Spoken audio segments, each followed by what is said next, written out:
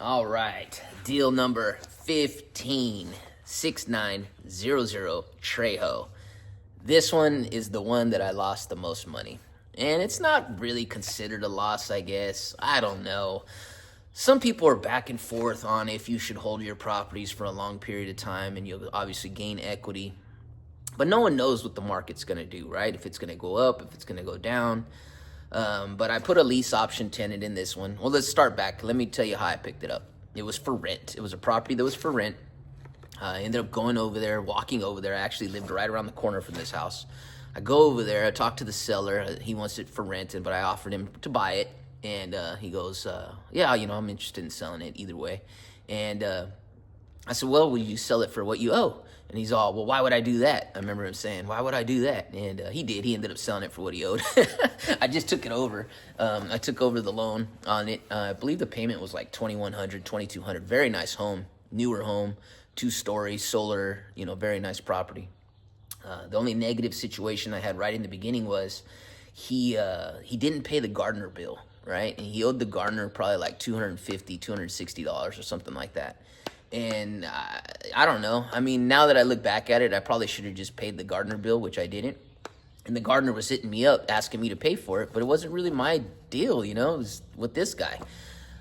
So he stuck the gardener for like $260. Well, a couple weeks later, a huge cinder block piece of concrete ended up through the front window. Somebody threw it through. I don't know who did it, but if I was to guess and take a wild guess, I would say the gardener was probably the one that did it. So replacing that window cost me about $600, I think it was, after installation and fee.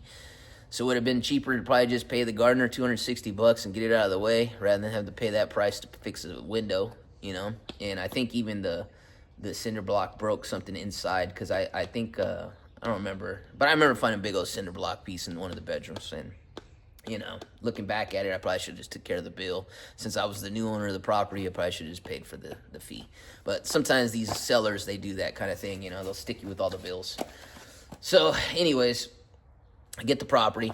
I put a lease tenant in there, and she does $20,000 down, $25,000 down. And, the mortgage on there was probably $280,000, $260,000. And it's a newer built home, very nice home. She's in there maybe a good 2 to 3 years, and during this time frame is when the market jumped up. That particular area did very well, and almost doubled the equity in those properties. I mean, the property went up to $450, almost $500,000, just because of the size of the home and how nice that home was. So when I say I lost $180,000, I have to honor my contract. I sold her the property for $260,000, $250,000, whatever our agreement was. And, she turned around and got lucky with the market going up, and she was able to refinance out of the deal, instant equity of about $200,000. So is it fair? Yes, of course. I have to honor the contract. And then this is when I go back to talking about how those people lose their down payment money or their deposits.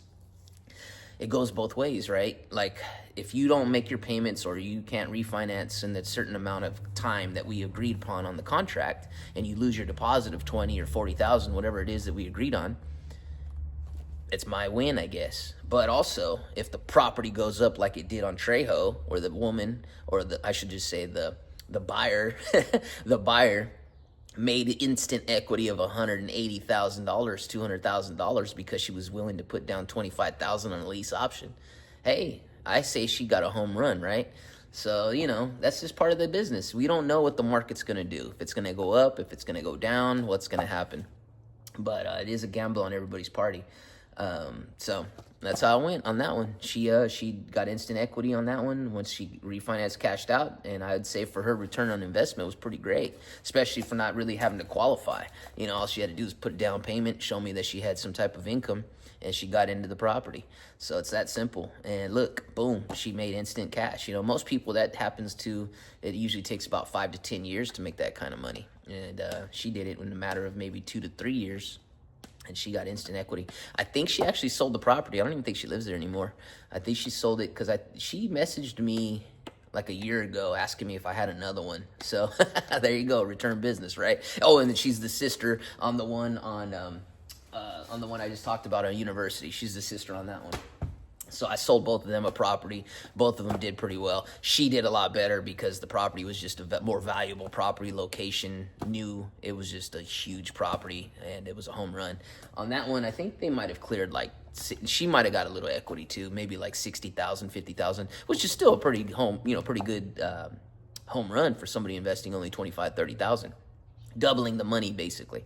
So, but yeah, those are the two deals that I always remember. Trejo, that was number, I believe, 15. So, but yep, you ever lost $180,000? That's what it's all about. Always hustling, the Couch Hustler.